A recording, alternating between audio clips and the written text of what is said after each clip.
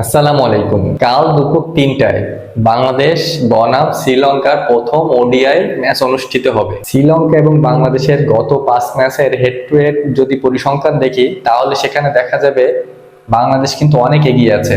বিগত ৫ ম্যাচে বাংলাদেশ কিন্তু ৪টা ম্যাচ জিতেছে এবং শ্রীলঙ্কা একটা ম্যাচ জিতেছে মাত্র বাংলাদেশের সাথে।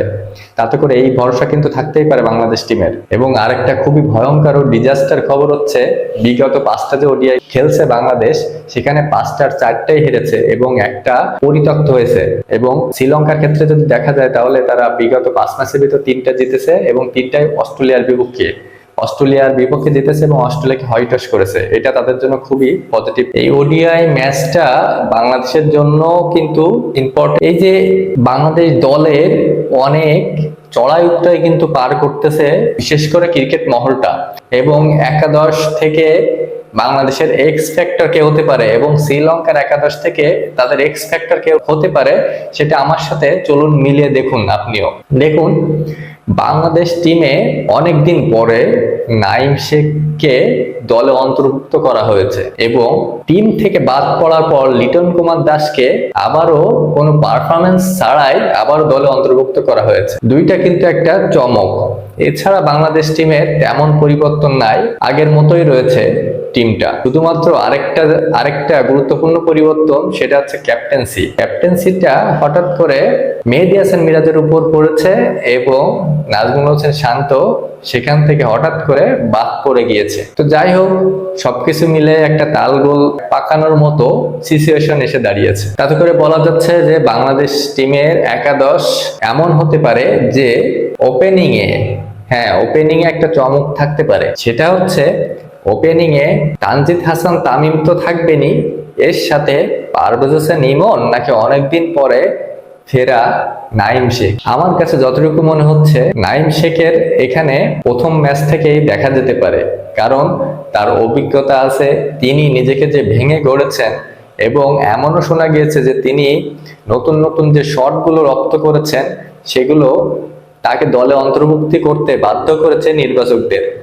তাতে করে নাইম শেখ এবং তানজিদ হাসান তামিম এখানে আমি ওপেনিং এ দেখতে পাচ্ছি। আমি লিটন কুমার দাসকে দেখতে পাচ্ছি না ওপেনিং এ, এবং পারভেজ হোসেন ইমনকেও না। এবং অন ডাউনে রীতিমতো আমাদের আগের ক্যাপ্টেন নাজমুল হোসেন শান্ত, তিনি থাকবেন অন ডাউনে। এবং ৪ নাম্বার পজিশনটা খুবই ভাইটাল রোল হতে যাচ্ছে। এখানে ৪ নাম্বারে কি তাহিদ হৃদয় খেলবেন নাকি মেহেদী হাসান মিরাজ নিজেকে প্রমোট করে উপরে এনে খেলবেন, সেটা কিন্তু একটা দেখার বিষয়। তো এই ৪ এবং ৫ নাম্বার পজিশনটা মেহেদী হাসান মিরাজ এবং তাহিদ হৃদয়ের জন্য ফিক্সড। কারণ তাহিদ হৃদয়ের সম্প্রতি টি-20 পারফরমেন্স ভালো না গেলেও ওডিআইতে কিন্তু তার পারফরমেন্স খুব ভালোই, এবং চ্যাম্পিয়ন্স ট্রফিতেও কিন্তু তিনি ভালো একটা সেঞ্চুরি করেছিলেন ইন্ডিয়ার বিপক্ষে।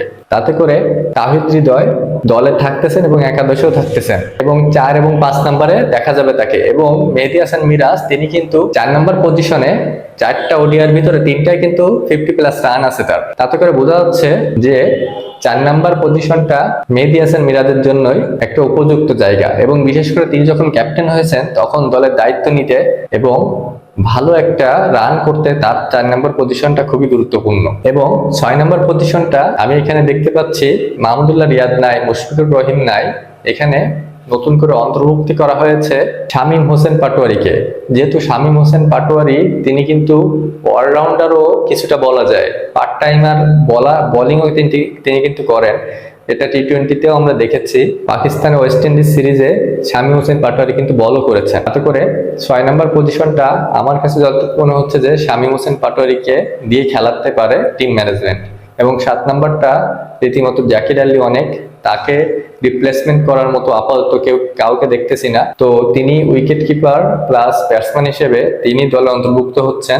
এবং ৮ নাম্বার পজিশনটা রিশাদ হোসেন, আমাদের লেগ স্পিনার, এবং ব্যাট হাতে শেষের দিকে জ্বলে উঠতে পারে। রিশাদ হোসেন ৮ নাম্বার পজিশনে থাকবেন এবং লাস্টের 3টা পজিশন, 3টা ফাস্ট বোলিং নেবেন নাকি 2টা ফাস্ট বোলিং এবং একটা স্পিনার নেবেন, সেটাও কিন্তু দেখার বিষয়। আমার কাছে মনে হচ্ছে যেন 3টা ফাস্ট বোলিং নেবেন, মোস্তাফিজুর রহমান, তাসকিন আহমেদ এবং তানজিম সাকিব অন্তর্ভুক্ত করবেন, কারণ তিনি ব্যাট হাতেও ভালো রান করতে পারেন। তানজিম সাকিব, মোস্তাফিজুর রহমান এবং তাসকিন আহমেদ থাকবেন শেষ 3টা ফাস্ট বোলিং। তো দেখুন, এই টিমে আমি মনে করি এক্স ফ্যাক্টর হয়ে উঠতে পারে সম্প্রতি আইপিএল এ দুর্দান্ত পারফরমেন্স করে আসা মুস্তাফিজুর রহমান। হ্যাঁ, এই পিচে সোলো এবং কাটার কিন্তু ভালো ধরার সম্ভাবনা আছে। তাতে করে আমি মনে করি মুস্তাফিজুর রহমান হতে পারে আমাদের এক্স ফ্যাক্টর।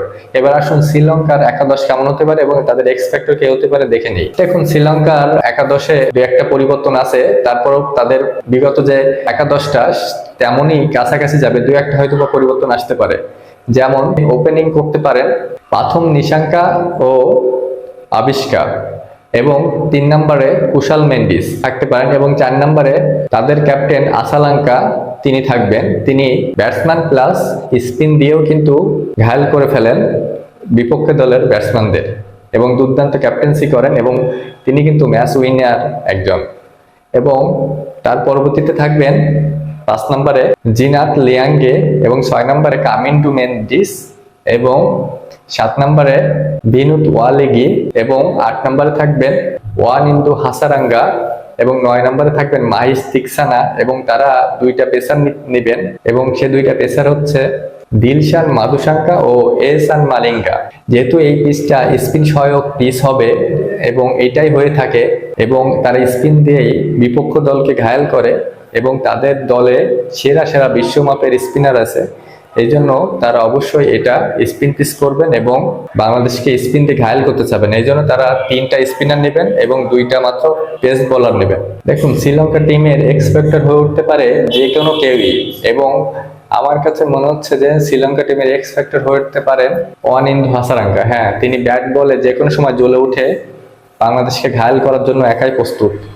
তো আপনার কাছে কি মনে হয় অবশ্যই জানাবেন, এবং ভালো লাগলে পাশে থাকবেন এবং লাইক, কমেন্ট, ফলো, সাবস্ক্রাইব করবেন। ধন্যবাদ।